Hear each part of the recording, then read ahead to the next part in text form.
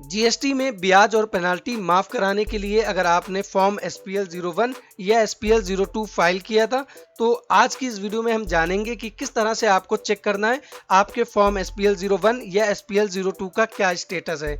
अगर उसमें किसी भी तरह की कोई नोटिस है तो आपको किस तरह रिप्लाई करना है और आपको कैसे चेक करना है कि आपने जो SPL 01 या SPL 02 फाइल किया था तो उसमें आपका ब्याज और पेनाल्टी माफ की गई या नहीं। हेलो एवरीवन, मैं हूं advocate MG from tax studio associates.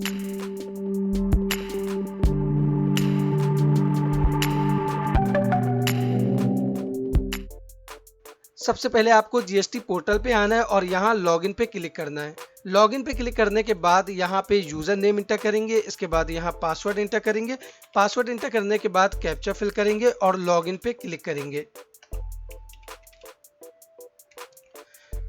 तो यहाँ जीएसटी पोर्टल पे हम लॉगिन हो चुके हैं। जैसे कि फाइनेंशियल ईयर 2017-18 से लेकर 2019-20 तक आपको जीएसटी में कोई डिमांड ऑर्डर DRC 07 इशू हुआ है और उसमें आप अगर टैक्स का पेमेंट कर देते हैं तो आपकी जो ब्याज और पेनाल्टी है वो डिपार्टमेंट की तरफ से माफ़ कर दिया जाएगा।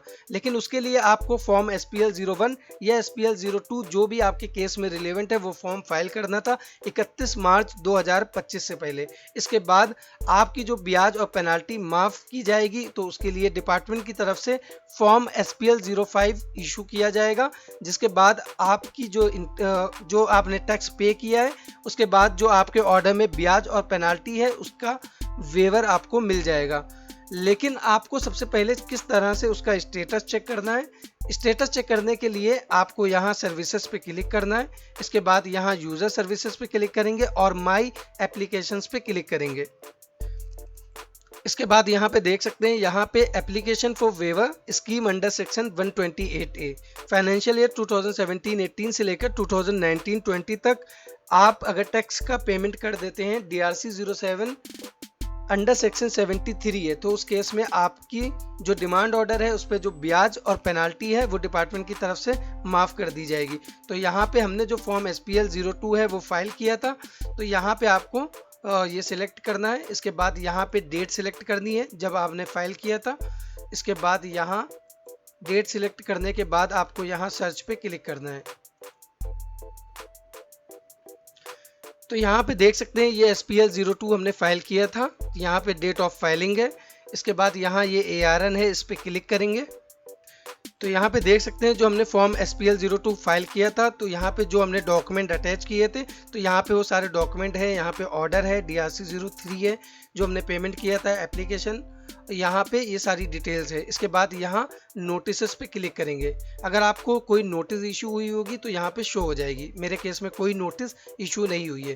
तो अगर आपको SPL 01 या SPL 02 में कोई नोटिस इशू होगी तो यहाँ पे आपको चेक करना है। अगर आपको नहीं हुई है तो यहाँ आपको शो हो जाएगा। इसके बाद उस नोटिस का आपको रिप्लाई लगाना है। तो रिप्लाई के लिए यहाँ ऐड रिप्लाई पे क्लिक करके आप उसका रिप्लाई यहाँ से ऐड करेंगे। जैसे कि मेरे केस में ना कोई नोटिस इशू हुई है ना हमने कोई रिप्लाई लगाया। हमने जो SPL 02 फाइल किया था, फाइलिंग के बाद डिपार्टमेंट की तरफ से मेरे ऑर्डर को अप्रूव कर दिया गया। उसके बाद हमको फॉर्म SPL 05 इशू किया गया। फॉर्म SPL 05 में जो हमको डिमांड ऑर्डर इशू हुआ था फाइनेंशियल ईयर 2017-18 में, तो उसमें जो ब्याज और पेनाल्टी थी उसे डिपार्टमेंट की तरफ से माफ़ कर दिया गया। तो यहाँ ऑर्डर पे क्लिक करेंगे। तो यहाँ पे देख सकते हैं यहाँ पे अप्रूवल ऑर्डर है, यहाँ पे ऑर्डर है SPL 05, इस पे क्लिक करेंगे, इसको डाउनलोड कर लेंगे। डाउनलोड करने के बाद हम चेक करेंगे कि जो हमने SPL 05 फाइल किया था जिस DRC 07 ऑर्डर के अगेंस्ट, तो यहाँ पे ब्याज और पेनाल्टी मेरी माफ़ हुई या नहीं। तो यहाँ पे ऑर्डर की कॉपी हम डाउनलोड करेंगे। तो यहाँ पे देख सकते हैं यहाँ पे हमको फॉर्म SPL 05 इशू किया गया है। तो यहाँ पे संगत वर्ष 2017-18 में DRC 07 जारी करते हुए 54,798 रुपए कर और उसके बाद ब्याज 64,114, उसके बाद शास्ति यानी कि पेनाल्टी 20,000 रुपए की मांग सर्जित की गई थी। करदाता द्वारा सर्जित मांग में से कर 54,798 रुपए का भुगतान करते हुए पोर्टल पर SPL 02 दाखिल किया गया है। दाखिल SPL 02 स्वीकार करते हुए ब्याज 64,114, एवं शास्ति 20,000 रुपए की मांग समाप्त की जाती है। तो यहाँ पे देख सकते हैं जो हमने SPL 02 फाइल किया था तो उसके अगेंस्ट हमको SPL 05 ऑर्डर इशू किया गया है। तो मेरी जो पेनाल्टी और ब्याज है वो डिपार्टमेंट की तरफ से माफ कर दी गई है। GST से रिलेटेड अगर आपको इसी तरह सिंपल वीडियो चाहिए तो आप कमेंट करके बता सकते हैं। अगर आपको वीडियो अच्छी लगी हो तो वीडियो को लाइक करें, चैनल को सब्सक्राइब करें, साथ ही बेल आइकन को ऑन करें ताकि आने वाले सारी वीडियोस को आप देख सकें।